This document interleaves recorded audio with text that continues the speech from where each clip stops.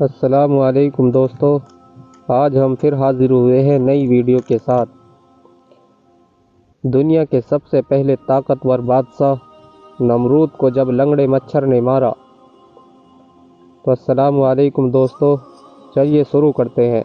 بسم اللہ الرحمن الرحیم۔ نمرود بابل کا بادشاہ تھا۔ علماء کے مطابق جن 4 بادشاہوں نے پوری دنیا پر حکومت کی، نمرود ان میں سے ایک ہے۔ ان 4 میں سے 2 مومن تھے اور 2 کافر۔ مومن ذوالقرنین سلیمان علیہ السلام ہے اور کافر نمرود اور بخت نشر ہے۔ نمرود مسلسل 400 سال تک بادشاہ رہا۔ اس نے سرکشی، ظلم اور تکبر کا راستہ اختیار کیا اور آخرت کی بجائے دنیا کا حصول پیش نظر رکھا۔ حضرت ابراہیم علیہ السلام نے اسے اللہ وحدہ لا شریک کی عبادت کی دعوت دی تو اس نے جہالت کی اور گمراہی کی وجہ سے خالق کا انکار کر دیا۔ چنانچہ حضرت ابراہیم علیہ السلام نے اس سے بحث کی، لیکن وہ مردود خدائی کا دعویٰ کرنے لگا۔ حضرت ابراہیم علیہ السلام اور نمرود کے درمیان مناظرہ اس دن ہوا جس دن وہ آگ سے نکلے۔ اس سے پہلے ان کا آمنا سامنا نہیں ہوا تھا۔ جس دن وہ اکٹھے ہوئے اس دن یہ مناظرہ واقعہ ہوا۔ حضرت ابراہیم علیہ السلام نے فرمایا، رب الذی یحیی و یمیت، میرا رب زندہ کرتا ہے اور مارتا ہے۔ اس نے کہا، میں بھی زندہ کرتا اور مارتا ہوں۔ اپنی بات کو ثابت کرنے کے لیے اس جاہل نمرود نے قیدی منگوا کر بے قصور کو مار ڈالا اور قصوروار کو چھوڑ دیا اور کہا کہ دیکھا، میں جس کو چاہوں مارتا ہوں، جسے چاہوں نہیں مارتا۔ اس طرح سب کو فریب دینے کی کوشش کی۔ اس نے ایک کو موت دے دی اور دوسرے کو زندگی بخش دی۔ اس کا یہ عمل حضرت ابراہیم علیہ السلام کی دلیل کا جواب نہیں تھا اور نہ ہی اس کا موضوع مناظرہ سے کوئی تعلق تھا، بلکہ یہ بیکار کی بات تھی جس سے ظاہر ہوا کہ اس کے پاس کوئی دلیل نہ تھی۔ حضرت ابراہیم علیہ السلام نے جو دلیل پیش فرمائی تھی وہ یہ تھی کہ جانوروں کا جینا مرنا عام مشاہدوں کی چیز ہے، کیونکہ یہ واقعات خود بخود پیش نہیں آ سکتے، لہذا ضرور کوئی ایسی ذات ہے جس کا مشیت کے بغیر ان اشیاء کا وجود میں آنا محال ہے۔ لازمی ہے کہ ان واقعات کا کوئی حول ہو جس سے انہیں پیدا کیا، انہیں اپنے نظام کا پابند کیا، جو ستاروں، ہوا و بادلوں کا ایک جگہ سے دوسری جگہ لے جاتا ہے اور بارش کو برساتا ہے، ان جانداروں کو پیدا کرتا ہے جو ہمیں نظر آتے ہیں اور پھر ان کا موت سے ہم کنار کرتا ہے۔ اسی دلیل پر حضرت ابراہیم علیہ السلام نے فرمایا کہ میرا پروردگار تو وہ ہے جو پیدا کرتا ہے اور مارتا ہے۔ لیکن اس جاہل بادشاہ نے جو کہا کہ میں بھی زندہ کر سکتا ہوں اور مار سکتا ہوں، اگر اس کا مطلب یہ ہے کہ یہ نظر آنے والے کام اس کے کنٹرول میں ہیں تو یہ سراسر جند اور ہٹ دھرمی کا اظہار ہے، اور اگر اس سے مراد قیدیوں کا واقعہ ہے تو اس کا حضرت ابراہیم علیہ السلام کی پیش کردہ دلیل سے کوئی تعلق نہیں، پس وہ دلیل کے مطابق دلیل پیش نہ کر سکا، کیونکہ بحث میں نمرود کے شکست کا یہ پہلو ایسا ہے جو کہ حاضرین یا دوسرے لوگوں سے بہت سے افراد کی سمجھ میں آنے والا نہیں تھا۔ اسی لیے حضرت ابراہیم علیہ السلام نے ایک اور دلیل پیش کر دی اور اسے سب سے سامنے لاجواب ہونا پڑا۔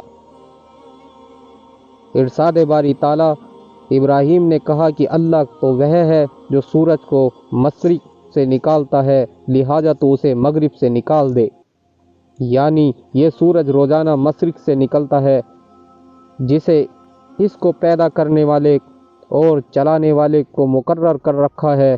اگر تو ہی زندگی اور موت کے مالک ہے تو جیسا کہ تیرا دعویٰ ہے کہ تو زندہ کرتا ہے اور موت دیتا ہے تو اس کو مغرب سے لا، کیونکہ اس کے ہاتھ میں زندگی اور موت کا اختیار ہو، وہ جو چاہے کر سکتا ہے، اسے نہ منع کیا جا سکتا اور نہ مغلوب کیا جا سکتا ہے، بلکہ ہر چیز پر وہ غالب ہوتا ہے اور ہر چیز اس کے حکم کے پابند ہوتی ہے۔ اگر تیرا دعویٰ سچا ہے تو یہ کام کر، ورنہ ثابت ہو جائے گا کہ تیرا دعویٰ غلط ہے، اور یہی حقیقت ہے، اور ہر شخص جانتا ہے کہ تو یہ کام نہیں کر سکتا۔ تو اس قدر عزیز ہے کہ ایک مچھر بھی پیدا نہیں کر سکتا۔ اس طرح حضرت ابراہیم علیہ السلام نے اس کا جاہل اور عزیز ہونا وجہ فرما دیا، لہٰذا اس کے پاس کہنے کو کچھ نہیں تھا اور اس کے منہ بند ہو گیا۔ اسی لیے اللہ پاک فرماتا ہے، یہ سن کر کافر صدر رہ گیا، اور اللہ ہے انصافوں کو ہدایت نہیں دیا کرتا۔ نمرود نے آسیہ کھودرنی کا انتظام اپنے ہاتھ میں رکھا تھا۔ لوگ غلہ لینے کے لیے اس کے پاس جاتے تھے۔ حضرت ابراہیم علیہ السلام نے بھی دوسروں کے ساتھ غلہ لینے ان سے حضرت ابراہیم علیہ السلام کو غلہ دینے سے انکار کر دیا۔ آپ خالی ہاتھ لوٹے اور گھر کے قریب پہنچے تو انہوں نے دونوں بورے مٹی سے بھر لیے اور سوچا کہ جب میں گھر پہنچوں گا تو گھر والے مطمئن ہو جائیں گے۔ گھر پہنچ کر انہوں نے بورے اتارے اور خود سو گئے۔ آپ کی زوجہ محترمہ حضرت سہرہ اٹھ کر بوروں کے پاس گئیں تو دیکھا کہ وہ عمدہ غلے سے بھرے ہوئے ہی ہیں۔ انہوں نے کھانا تیار کیا۔ جب حضرت ابراہیم علیہ السلام بیدار ہوئے تو دیکھا کہ کھانا تیار ہے۔ انہوں نے پوچھا کہ یہ کھانا کہاں سے آیا؟ زوجہ محترمہ نے فرمایا کہ جو آپ لائے تھے اسی کو سے تیار کیا۔ حضرت ابراہیم علیہ السلام سمجھ گئے کہ یہ اللہ پاک نے معجزانہ طور پر عطا فرمایا ہے۔ نمرود مردود ہر بار توحید کی دعوت کو قبول کرنے سے انکار کر رہا ہے۔ آخر بولا، تو اپنے لشکر جمع کر لے، میں اپنے لشکر جمع کرتا ہوں تاکہ تیرے خدا کے ساتھ میرا مقابلہ ہو۔ حضرت ابراہیم علیہ السلام نے فرمایا، اے مردود، تو اپنا لشکر جمع کر، میرا خدا فن یون میں جمع کر دے گا۔ تب یہ مردود مشرق و مغرب کی فوج کو جمع کرنے لگا۔ حضرت ابراہیم علیہ السلام نے آخری بار بھی اس کو ہدایت دی کی دعوت، لیکن مردود نے کہا کہ مجھے تیرا خدا کچھ حاجت نہیں۔ اس وقت حضرت ابراہیم علیہ السلام نے دعا مانگی کہ اے مالک، یہ ملعون نافرمان تیرے ساتھ مقابلہ کرنا چاہتا ہے، اس کو ہلاک کر۔ تیری مخلوق میں مچھر عدن اور جائف ہے اور کئی جانوروں کی خوراک بنتا ہے۔ میں تیری رحمت سے اس مچھر کو مانگتا ہوں کہ اس مردود کو خاتمہ کرے۔ پس ان کی دعا قبول ہوئی۔ نمرود نے اپنی فوج کو میدان میں اکٹھا کیا اور حضرت ابراہیم علیہ السلام نے کہا کہ اگر تیرا خدا چاہے زمین کی حکومت اس سے چھین لے، مگر اس سے پہلے تیری فوج وہ مقابلہ کرے۔ حضرت ابراہیم علیہ السلام اس سے کہا کہ مردود دیکھ، میرے خدا کی فوج آ گئی۔ نمرود نے دیکھا کہ منی نند ابر سے ہوا کچھ چلا آتا ہے۔ یہ دیکھ کر لشکر میں ہلچل مچ گئی، مچھروں کا شور پھیل گیا اور اس مردود کا سارا جوش و خروش جاتا رہا۔ یوں اللہ پاک نے اس لشکر پر مچھر مسلط کر دیے۔ انہوں نے ان کا گوشت اس طرح کھا لیا کہ صرف ہڈیاں باقی رہ گئیں۔ ایک مچھر اس پلید نمرود کے ناک میں گھس گیا اور دماغ میں جا کر اس کا ماंس کھانے لگا۔ مردود اس عذاب میں گرفتار ہوا کہ جس کا چارہ کچھ نہ ہو سکا۔ وہ ہر کسی سے سر پر لکڑی یا ہتھوڑا مرواتا، جس سے مچھر کچھ پل دم لیتا اور اس کو چین آتا۔ صبح وہ روز اس کے سر پر سوٹے کھاتے ہوئے گزارنے لگے، حتیٰ کہ اللہ پاک کے حکم سے وہ مردود کفر کی حالت میں ہلاک ہو گیا۔